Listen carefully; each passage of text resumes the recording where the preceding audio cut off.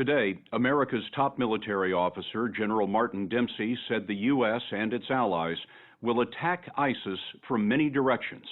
We want them to wake up every day, realizing they're being squeezed, he said. American pilots have hit the Islamic extremist group in Iraq nearly 200 times now, and soon the U.S. will be bombing ISIS in Syria. America was drawn back into war when ISIS began to overrun part of northern Iraq called Kurdistan. Kurdistan is semi-autonomous with its own military called the Peshmerga. With American air support, the Peshmerga are holding a tense front line against ISIS.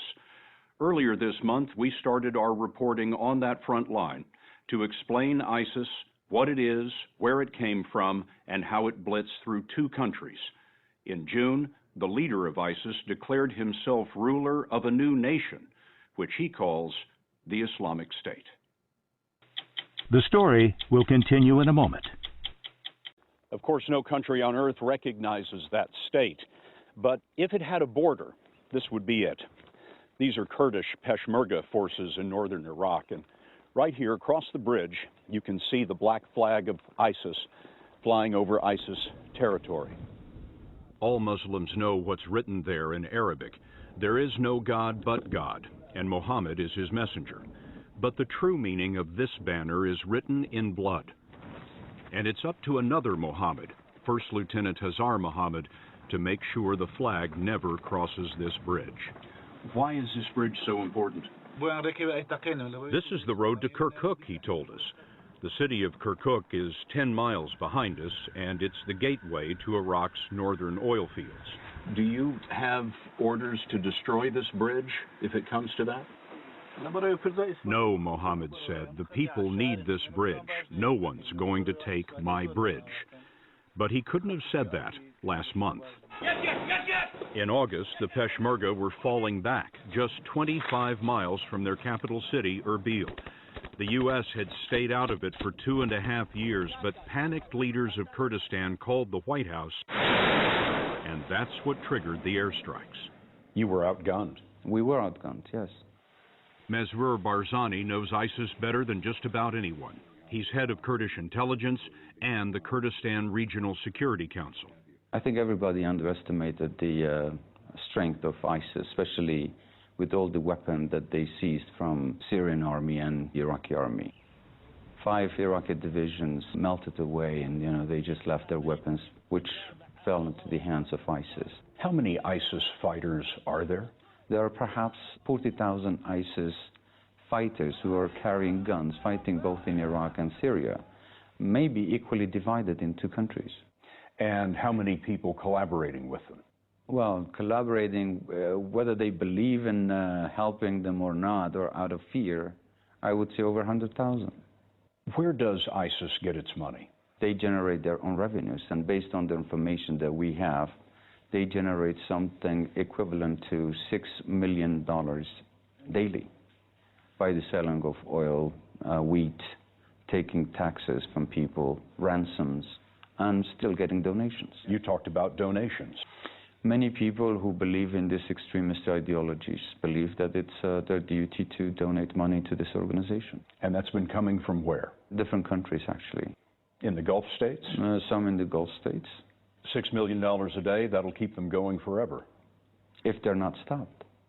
Airstrikes now enough to defeat ISIS?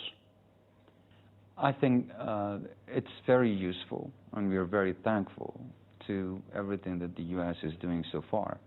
But I don't think it's enough. We believe that the strikes should target the nerve system and the leadership of ISIS, wherever they may be. I think you're talking about Syria. Even in Syria. You would like to see U.S. airstrikes in Syria? Oh, we do, yes.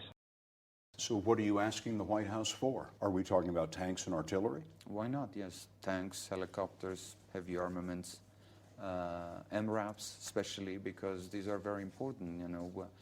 In the battlefield we have witnessed that ISIS is using IEDs and explosives very effectively, and they have slowed the advancement of the Peshmergas in any of the assaults against ISIS. MRAPs are heavily armored troop carriers. Yes. You're asking the United States for these heavy weapons, but the question is, does the central government in Baghdad want you to have them?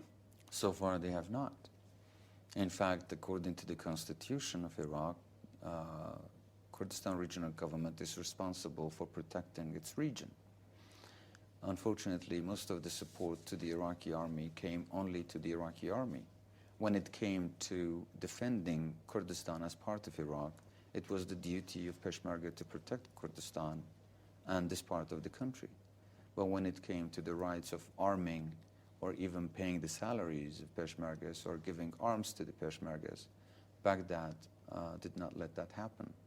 So I don't know for the future government, but so far they have not allowed that to happen. Is the future of Kurdistan being part of Iraq and answering to the government in Baghdad? It depends on how Baghdad is going to perform from now on. Unfortunately, up until now, if you look at the history of this country, it has not been a safe country for her own citizens, especially for the Kurds. If you remember the Anfal campaign or the chemical bombardment or all the atrocities and the genocide war against the Kurds, Kurds were always oppressed by regimes, different regimes of this country.